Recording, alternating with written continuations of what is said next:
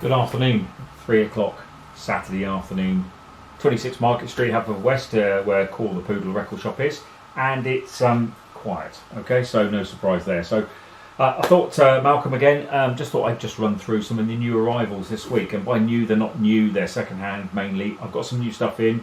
I will do a new sort of audio file review when I get a chance, but anyway, thought I'd just run through some stuff that's come in. I bought 3-4 collections of stuff this week.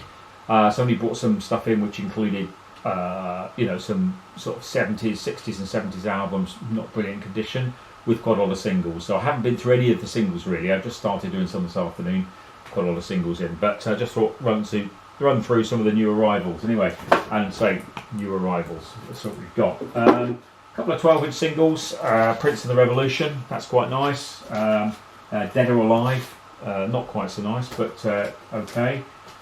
Dead Alive album, Pierre Moulin's Gone in a knackered. Well, the vinyl plays okay. It's just that the sleeve is a bit tired, you might say. Not much in jazz, mainly pop and rock today.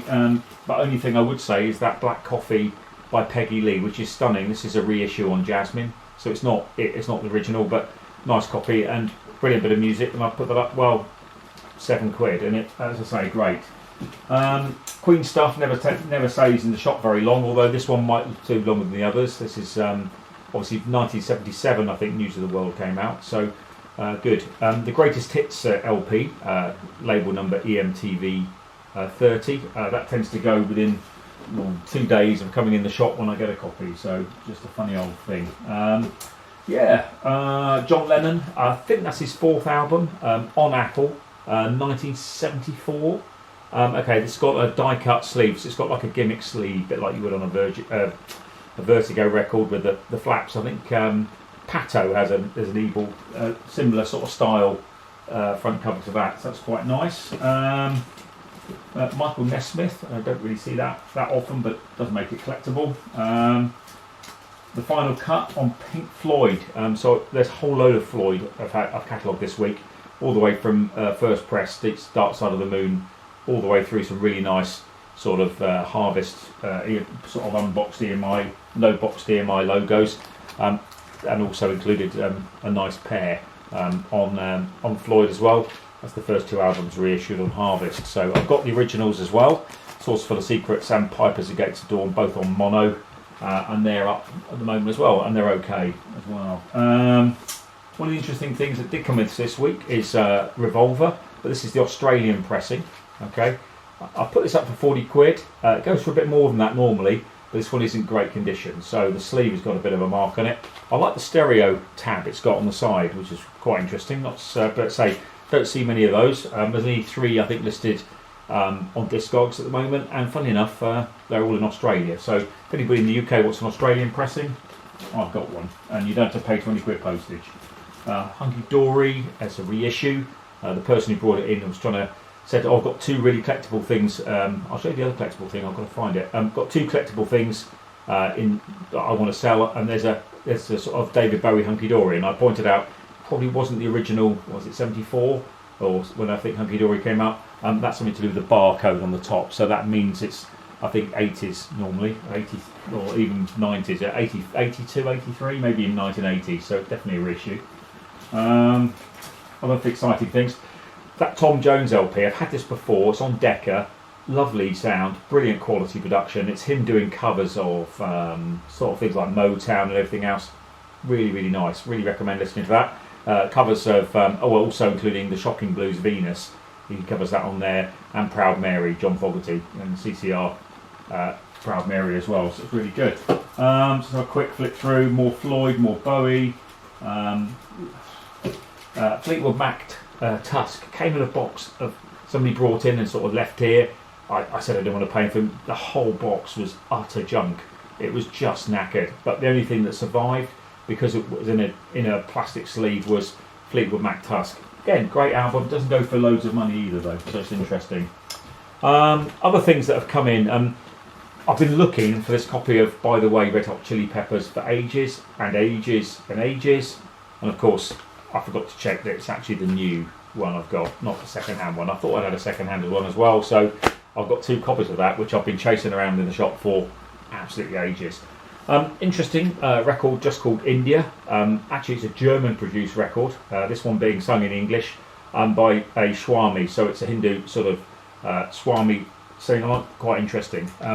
This came from a container over in Carew Airfield, which I picked up the stuff yesterday. It must be 1,000 plus records there. Lots of the usual Valdunican and everything else. And there is the old adage that any record collection you look at anywhere will always have some marching band for the Scots Guards. And absolutely, this is the Royal Scots Dragoon Guards. Amazing Grace, what a surprise.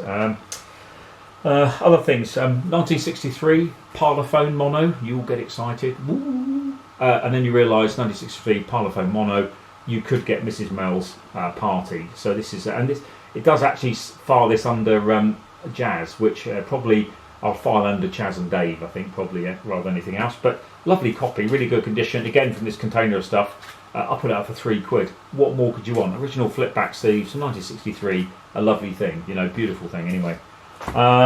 This one caught our eye yesterday, and it does actually go for a tenner, primarily because of the title. This is it's a classical record, but it's Derek Bell plays with himself, I think. So it's goes for a tenner, I think, just for the cover and just for the title. Good for that Derek Bell. And dare I say, I am preparing for Christmas, and I will have some Christmas records in as we get further. And this is Sing Along at Christmas with Max Boyce.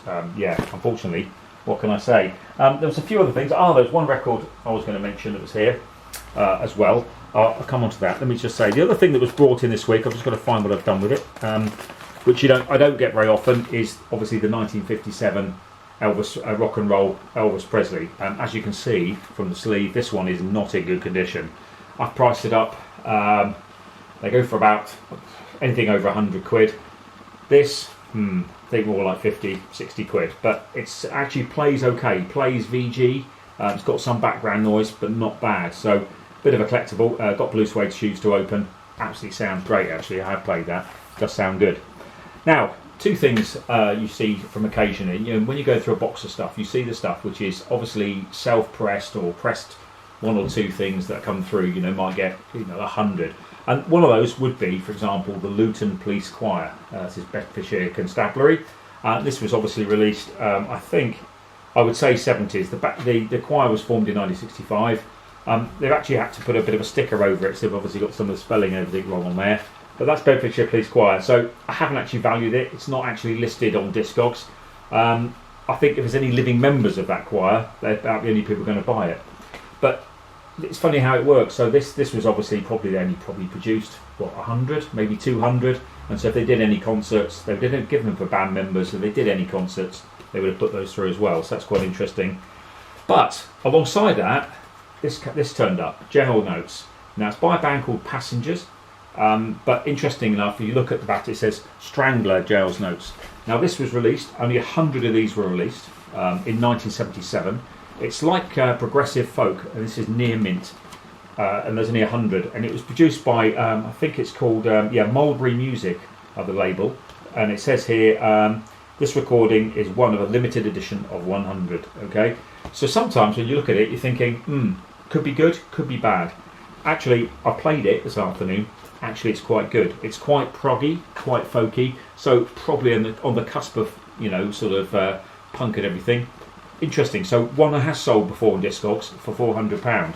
So I have listed it on eBay on a bit of a chancer this weekend. So interesting. So a nice LP and probably the find of the week for me. Bit unexpected, and a box of other stuff. Now it was from a good collection, but really nice. So anyway, thanks for watching the channel again on YouTube, and hopefully I'll be back with some more stuff next week, and I'll try and do a few more reviews of some of the new titles as well as some of the used. Thanks for watching.